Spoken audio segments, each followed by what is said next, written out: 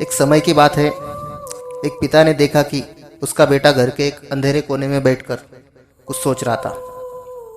वह अपने बेटे के पास गया और उससे पूछा, क्या बात है बेटे, ऐसे गुमसुम क्यों बैठे हो? तो बेटे ने कहा, मैं कुछ सोच रहा हूँ पापा। तो उसके पिता बोले, जरा मुझे भी बताओ, मुझे भी पता चले तुम इतनी गहराई से क्या सोच रहे हो। बेटा बोला, मैं ये सोच रहा हूँ पापा कि आखिर मेरी जिंदगी की क्या कीमत है। पिता मुस्कुराते हुए बोले, अच्छा ये बात है बेटे, अगर तुम सच में अपनी जिंदगी की कीमत जानना चाहते हो तो जैसा मैं कहता हूँ तुम वैसा करो। पिता ने अपना पुराना संदूक खोला, जिसमें से उन्होंने एक मामूली सा दिखने वाला पत्थर निकाला और बेटे को दिया और कहा, जाओ इस पत्थर को बाजार ले जाओ और इसकी कीमत पता करके आओ। लेकिन ध्यान रहे, तुम्हें सिर्फ इसकी कीमत पता करनी है, इसे बेचना नहीं है। तुम बाजार में पत्थर को हाथ में लेकर एक जगह बैठ जाना और अगर कोई ग्राहक तुमसे इसे खरीदना चाहे और इसका मूल्य पूछे तो कुछ मत बोलना, सिर्फ अपनी 2 उंगलियां खड़ी कर देना। पिता के कहे अनुसार वो लड़का बाजार गया और बाजार जाकर कुछ देर तो वह ऐसे ही बैठा रहा, लेकिन कुछ देर के बाद एक बूढ़ी औरत उसके पास आई और उस पत्थर का मूल्य पूछने लगी।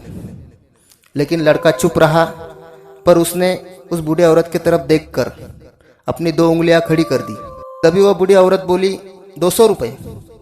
बेटा, इस पत्थर के 200 रुपये ज़्यादा कह रहे हो, पर ठीक है, मैं तुम्हें इसे 200 रुपये दे देती हूँ। तब वह लड़का आश्चर्यचकित रह गया और मन ही मन सोचने लगा, कोई कैसे इस मामूली से पत्थर के 200 रुपये दे सकता है? क्या मैं इसे इस बूढ़ी माँ को बेच दूँ?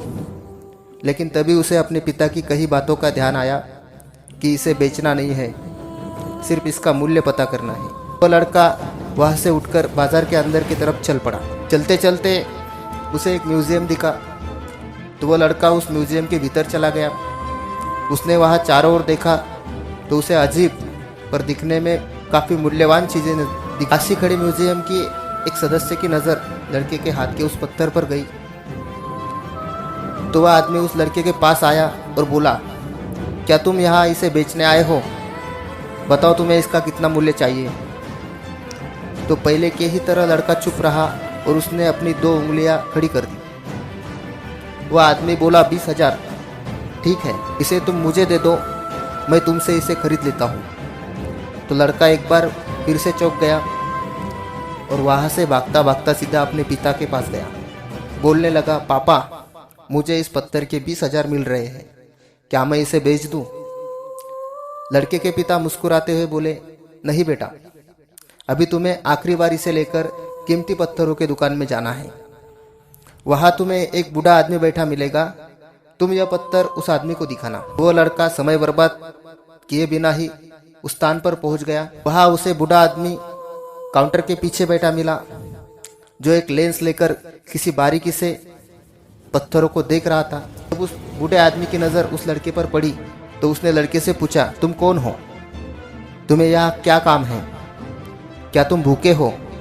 यहाँ किस लिए आए हो?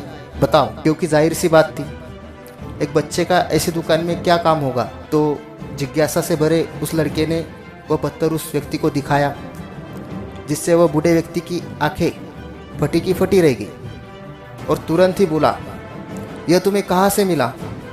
मैंने अपनी पूरी जिंदगी इस नायाब पत्थर को खोजने में लगा दी। सुनो लड़के, क्या तुम इसे बेचना चाहते हो? बताओ तुम्हें इसका कितना मूल्य चाहिए?